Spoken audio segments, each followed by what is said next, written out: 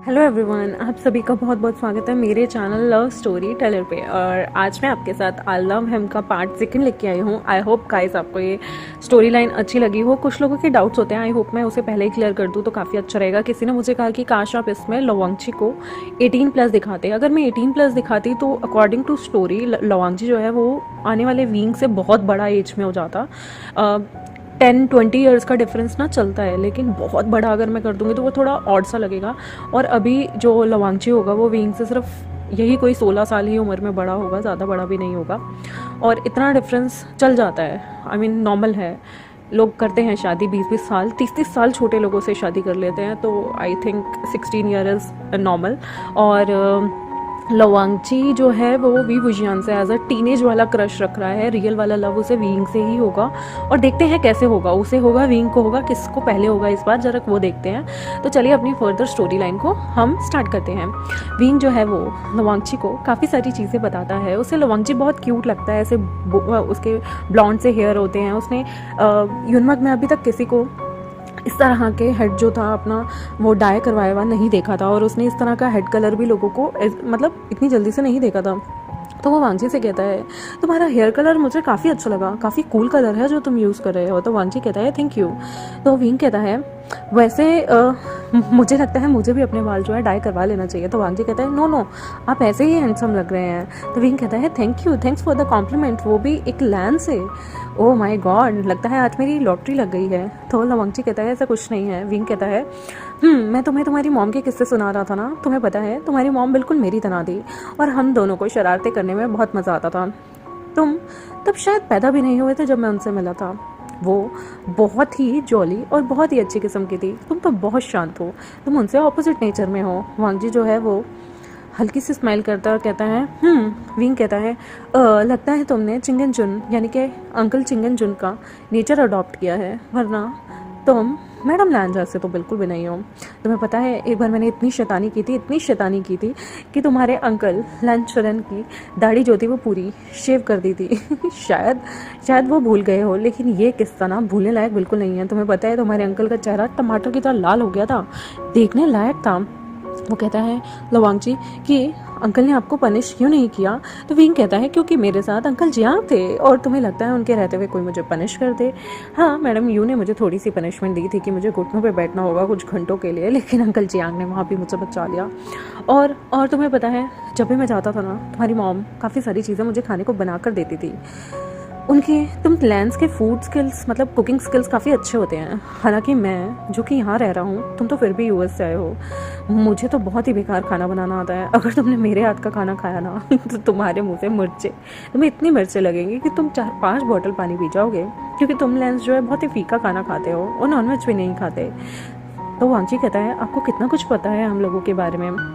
Wing जो है उसे अंदर लेके जाता है और उसे जियांगली और चमचा से भी मिलवाता है, और वो मैडम यू से भी वांगजी को मिलवाता है, जो कि बहुत अच्छे और डिसेंट तरीके से मिलता है। तो मैडम यू कहती हैं लिटिल लैन को स्पॉइल मत कर देना अपने साथ घुमा घुमा के। यंग मास्टर लैन यहाँ सिर्फ चीज़ों को देखने आए हैं, स्पॉइल होने नहीं।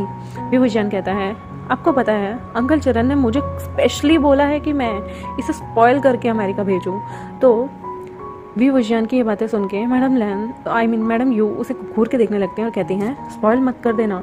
तुम्हें पता है अंकल चरण कितने ज़्यादा रूल्स को मानने वाले पर्सन हैं। अगर उन्हें पता चला कि उनका नेफ्यू इतना ज़्यादा बिगड़ के आया है तो उन्हें तो हार्ट अटैक ही आ जाएगा। विंग कहता है डोंट वरी, उन्हें ऐसा कुछ नहीं होगा। वो लवांगची का हाथ पकड़ता है और उसे जो है वो लोटस पैर के बहुत बड़े पोंड की तरफ लेके जाता है, और वहाँ पर उसे फिश को खाना खाने के लिए दाना डालने को देता है।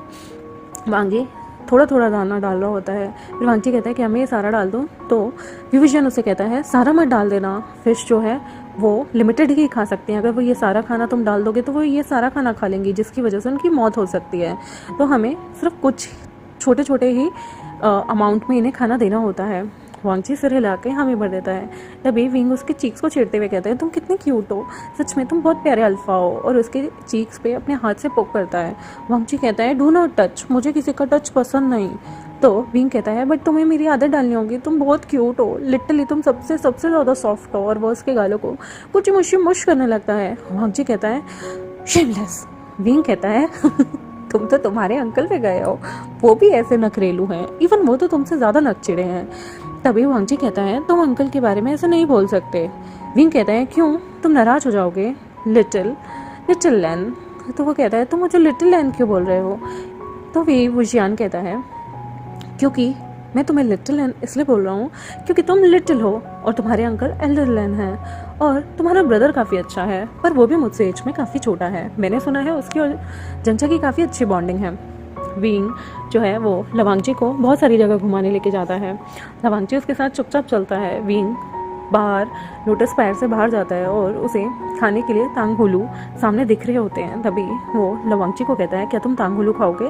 तो वो गर्दन हिलाते हुए कहता है नो, अंकल ने मना किया है स्वीट्स खाने के लिए, उससे हमारे दांत खराब होते हैं। विंग कहता है शट अप, सॉरी विभूषण कहता है शट अप, इधर आओ। और वो लवांगजी के लिए अपने साथ साथ लवांगजी के लिए तांगहुलू लेता है। लवांगजी खाने से मना करता है तो विंग उसके मुंह में वो तांगहुलू ठूस देता है और कहता है चुपचाप पूरा खाओ वरना मैं तुम्हारे अंकल को कहूँगा कि तुमने मेरे साथ मिसबिहेव किया है। वो कहता है आप झूठ बोल रहे हैं। तो विभूषण कहता है ही लेकिन तुम्हारी बातों पर कोई यकीन नहीं करेगा और तुम मेरी ड्यूटी हो, तो जो मैं तुम्हें ऑर्डर करूँ, मैं तुमसे एल्डर हूँ ना, तुम्हें वो करना पड़ेगा। और तुम अगर लैन होकर अपने एल्डर की बात नहीं मानोगे तो तुम्हें पता है ना उसकी कितनी बड़ी पनिशमेंट होती है। तो वांगजी डर के मारे वो चुपचाप उस स्वीट को, उस तांगहुलू को खाने लगता है।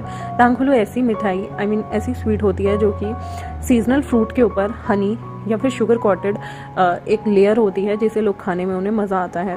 और वो वैसे ही चीज़ को खा रहा होता है जो कि एक स्टिक, एक डंडी के अंदर लगी होती है।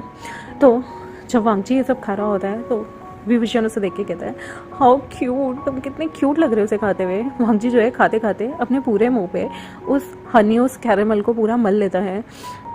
तो विंग जो है वो अपना हैंकी निकाल के उसका मुंह साफ करता है और कहता है तुम्हें तो तांगहुलू भी नहीं खानी आती, दम हो तुम एकदम, चलो मेरे साथ। वो उसे आगे लेके जाता है। आगे बहुत टेस्टी ना टोफू लगा होता है तंदूरी से, और वो तंदूरी टोफू देखते उसके मुंह में पानी आता है और वो लवांगजी के लिए और अपने लिए एक अच्छा सा टोफू बनवाता है जो कि बहुत टेस्टी और बहुत लजीज होता है। लवांगजी जैसे ही उस टोफू को खाता है और कहता है ये बहुत टेस्टी है। विंग कहता है हाँ क्योंकि तुम्हारे लैंस के खाना बहुत बोरिंग होता है, चलो यहाँ से मैं तुम्हें बहुत सारी चीज़ें दिलवाता हूँ। वो जो है वो आगे चलता है और वांगजी के जैसे ये बड़े बड़े ब्लॉन्ड बाल होते हैं ना, तो उसके बालों के लिए वो एक रफ़ल लेता है। वो रफ़ल काफ़ी अच्छा था, बहुत सुंदर सा था। वो वांगजी को कहता है कि देखो ये रफ़ल तुम्हारे बालों पे काफ़ी अच्छा लगेगा और तुम इसमें काफ़ी कूल लगोगे। वो वांगजी को वो रफ़ल देता है। वांगजी वो रफ़ल ले लेता है। विंग कहता है चलो इस रफ़ल को अपने बालों पे लगा के दिखाओ। तो वांगजी कहता है मैं कैसे लगाऊँ, यहाँ कोई मिरर नहीं है। तो विंग कहता है लो मैं तुम्हें लगा के दिखाता हूँ।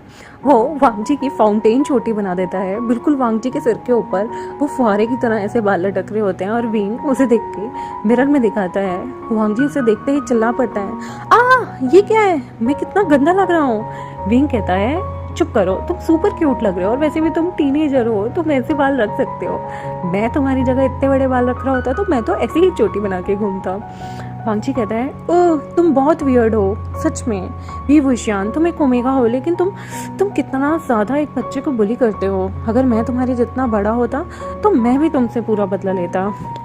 विभूषण से जो लंजा था वो अभी उसके शोल्डर तक आ रहा था, हाइट में भी छोटा था। तो विंग जो है वो इसकी चोटी को छेड़ते हुए कहते हैं टन टन टन टन, वैसे तुम पे ये काफ़ी सूट कर रही है। लंजा जो है अपनी फाउंटेन चोटी को खोल देता है। फिर लंजा अपनी पोनी को बिल्कुल अपने क्राउन एरिया पे बनाता है और वहाँ पे वो काफ़ी अच्छा लग रहा होता है, उस पर हाई पोनी बनाई हुई। और विभूषण कहता है वैसे फाउंटेन चोटी तुम पे ज़्यादा अच्छी लग रही थी, तुम ज़्यादा कूल लग रहे थे। तो लवांगजी मुँह बनाते हुए कहते हैं झूठ बोल रहे हो तुम, मैं बहुत ही गंदा लग रहा था। विंग उसके बालों को छेड़ते हुए कहता है नहीं तुम बहुत क्यूट लग रहे थे, और उसकी चीक्स को छेड़ता है। वांगजी कहता है डू नॉट टच, और मेरे बाल खराब कर दिए तुमने। विंग कहता है तुम एक कंप्लेन बॉक्स हो, चलो मेरे साथ। विंग वांगजी को अंदर लेके जाता है। विंग देखता है कि वांगजी ने जो कपड़े पहने हुए थे उसके कपड़ों पे उसकी टी शर्ट पे थोड़ी सी तांगहुलू गिर गई थी, जिसकी वजह से उसकी टी शर्ट थोड़ी ख़राब हो गई थी। उसने वाइट रंग की टी शर्ट पहनी हुई थी। तो जो वांगजी होता है ना, उसकी टी शर्ट जब सफ़ेद रंग की जो कि गंदी हो गई थी, तो विंग कहता है चलो मैं तुम्हें कुछ टी शर्ट अच्छी से दिलवा देता हूँ। एक्चुअली तुम्हारी टी शर्ट पे ये देखो दाग लग गया है। वांगजी कहता है मैं घर जाके धो लूँगा, चलो हम घर चलते हैं। विभूषण कहता है पागल हो गए हो क्या, एक दाग के पीछे हम घर थोड़ी जाएंगे, चलो मैं तुम्हें टी शर्ट दिलवाता हूँ। वो एक फंकी सी टी शर्ट लेके आता है, येलो कलर के उस पर फूल बने होते हैं और मतलब पिंक रंग की उस पर पत्तियाँ होती हैं। और वो वांगची को वो फंकी सी टी शर्ट ला के ना देता है और कहता है तुम ये पहनो। वांगची कहता है मैं ऐसे कपड़े नहीं पहनता। विंग कहता है मेरे पैसे और मैं जो दिलाना चाहूँ मैं तुम्हें वो दिलाऊंगा, तो चुपचाप ये कपड़े पहनो वरना मैं तुम्हारे कपड़े खोल दूंगा। वांगची शर्माते हुए अपने हाथ चेस्ट के आगे ऐसे हाथ रखता है और कहता है नहीं तुम अंदर नहीं आओगे, मैं खुद पहन के आ जाऊँगा। विंग जो है वांगची के लिए वो टी शर्ट खरीदता है और फिर उसे कपड़े चेंज करने के लिए कहता है। वांगची ने पहली बार फंकी सी टी शर्ट पहनी होती है, वो भी येलो और पिंक कलर में, जो कि काफ़ी कलर से कलर होते हैं। और वो एक अल्फा था लेकिन वो बहुत क्यूट लग रहा था उस फंकी सी टी शर्ट में, रफल हेयर हुए हुए, मतलब रफल में हेयर बंद हुए हुए और वो भी एक पोनी टेल में, काफ़ी कूल और काफ़ी फंकी सा था। विंग उसके लिए एक टोपी भी देखता है, एक कैप देखता है और उसे वो कैप बहुत पसंद आती है और वो वांगची को कहता है तुम्हें इसके साथ ये पहननी चाहिए, काफ़ी अच्छा ईमो लुक आएगा। और वो अपने बैग में से एक सुरमा निकालता है, वांगची की आंखों में वो काजल सा लगाता है और कहता है परफेक्ट ईमो लुक, अब तुम लग रहे हो परफेक्ट। और वो वांगची को मिरर में दिखाता है। वांगची सच में एक फंकी लुक दे रहा था, फंकी ईमो लुक। उसकी साइड में टोपी थी, टोपी में से उसकी पोनी में से बाल निकल रहे थे, उसकी आंखों में सुरमा लगा हुआ था और उसकी लूज टी शर्ट, वो भी फनी से कलर में। आई मीन लिटरली उसने कभी ऐसे कपड़े नहीं पहने थे और उसे ये गेटअप ना अपना काफ़ी डिफरेंट लग रहा होता है। वो कंफर्टेबल तो हल्का सा नहीं होता लेकिन वो जब देखता है ना विभूषण कितना खुश है और उसे देख के आंखें मार रहा है और कह रहा है तुम बहुत गजब लग रहे हो। वैसे यहाँ पे बहुत सारे तुम्हारी एज के टीनेज ओमेगा हो गए जिन पे तुम लाइन मार सकते हो। तुम्हारी एज क्या है छोटे? तो वांगची कहता है वो तो छोटे मत बोलो, मेरी एज 15 है। तो कहता है तुम अभी बहुत छोटे हो डेटिंग के लिए, लेकिन तुम एक आधी डेट पे तो जा ही सकते हो, तुम बहुत कूल हो। और देखो यहाँ पर जब तुम ऐसे चलोगे ना तो ना जाने कितने ओमेगा तुम पे मर मिटेंगे। वांगची हंसने लगता है और कहता है अगर अंकल को ये पता चला कि आप मुझे डेट पे जाने के लिए कह रहे हैं तो अंकल आपको बहुत तगड़ा पनिश करेंगे, क्योंकि अंकल कहते हैं 18 ईयर्स से पहले डेट नहीं करना चाहिए। विंग कहता है तुम्हारे अंकल तो बहुत पुराने ज़माने के हैं, उनका बस चले तो वो डेटिंग की एज जो है ना वो 100 ईयर्स तय कर ले कि आप 100 साल तक डेट नहीं कर सकते और उसके बाद आपके जीने के दिन ही नहीं बचेंगे, डेट आप घंटा करोगे, खाक करोगे। और वांगची कहता है शेमलेस, अब कैसे ये सब बोल देते हैं। विभूषण कहता है मैं 22 का हूँ लड़के, और छोड़ो तुम्हारी एज अभी बहुत छोटी है तो मुझसे आगे तो बिल्कुल मत करो। वो वांगची के लिए एक और टी शर्ट लेता है जो कि बहुत फंकी सी होती है। वांगची के लिए वो फंकी कलर चूज़ करा था। वांगची कहता है बट मेरी ऐसी चॉइस नहीं है।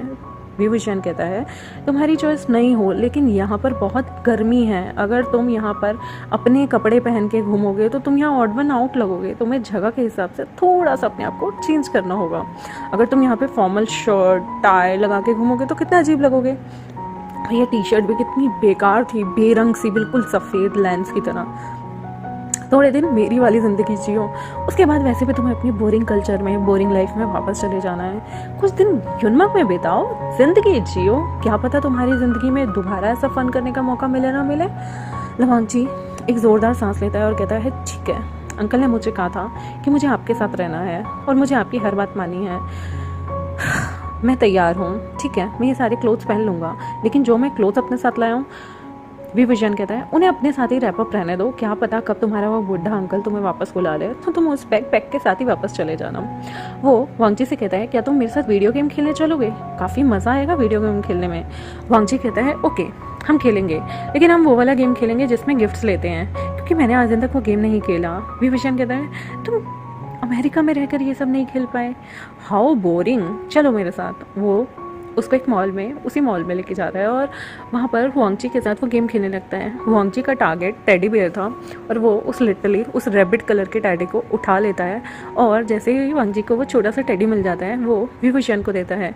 विभूषण कहता है ये तुम मुझे क्यों दे रहे हो। वांगची कहता है अब बिल्कुल इस रैबिट की तरह दिखते हैं क्योंकि आपके टूथ हैं और रैबिट वाले टूथ हैं। तो विभूषण हंसते हुए कहता है ओह तो तुम्हें ये रैबिट और मैं एक जैसे लगते हैं, तुम कितने क्यूट हो वांगची। ये छोड़ो, वैसे तुमने मेरी स्माइल को ना रैबिट से कंपेयर किया है, तुम जानते नहीं हो अभी बड़े बड़े अल्फा ना मेरी स्माइल देख के यूं चुटकियों में पिघलते हैं, बट तुम अभी बहुत छोटे हो छोटू, तुम्हें बहुत कुछ सिखाना पड़ेगा। और वो ऐसे बोलता है और वो उस छोटे से रैबिट को ले लेता है और कहता है वैसे मैं एक तुम्हें चीज़ बोलूँ, अभी ये मेरे खेलने की चीज़ नहीं है, मैं बहुत बड़ा हो चुका हूँ। इस रैबिट को तुम ही अपने पास रख लो। जब भी तुम्हें मेरी याद आएगी यूएसए में, इस रैबिट को देख लेना, और अगर तुम्हारा मन करे तो मुझे कॉल कर लेना, ठीक है? हुआंग जी कहता है ओके, मैं इस रैबिट को अपने पास रख लूँगा, और जब भी मुझे इस ओमेगा की याद आएगी, विविशियन की, जो कि मुझे आने नहीं वाली, तो मैं इस रैबिट को देख लूँगा। विविशियन हंसता है, उसके बालों पे हाथ फेरता है और कहता है चलो छोटू, मैं तुम्हें और जगह घुमाऊँ, और उसके कंधे पे एक हाथ रख देता है। तो लवांगची कहता है डोंट टच। विविशियन कहता है छोटू कम ऑन, मेरे और तुम्हारी एज में बहुत डिफरेंस है, तो अभी अल्फा ओमेगा वाला नहीं रहा, तुम कितने छोटे हो, प्लीज़ छोटू चलो मेरे साथ। आई होप आपको आज का चैप्टर अच्छा लगा हो। अच्छा लगा हो मेरे चैनल को सब्सक्राइब कर दें, वीडियोस को लाइक कर दें, बेल आइकन को प्रेस कर दें, और वांगशन फैंस के साथ शेयर कर दें। आई होप आपको आज का पार्ट अच्छा लगा हो गाइस। और मैं आपको एक और चीज़ बता दूं, हो सकता है मैं संडे और मंडे को अपडेट नहीं करूँगी, तो प्लीज़ मुझे ये टेक्स्ट मत करना अपडेट क्यों नहीं किया, और मुझे शायद कहीं जाना हो सकता है, तो मैं एडवांस में आपको बता के चल रही हूँ। और मिलते हैं हम नेक्स्ट एपिसोड में। Bye bye.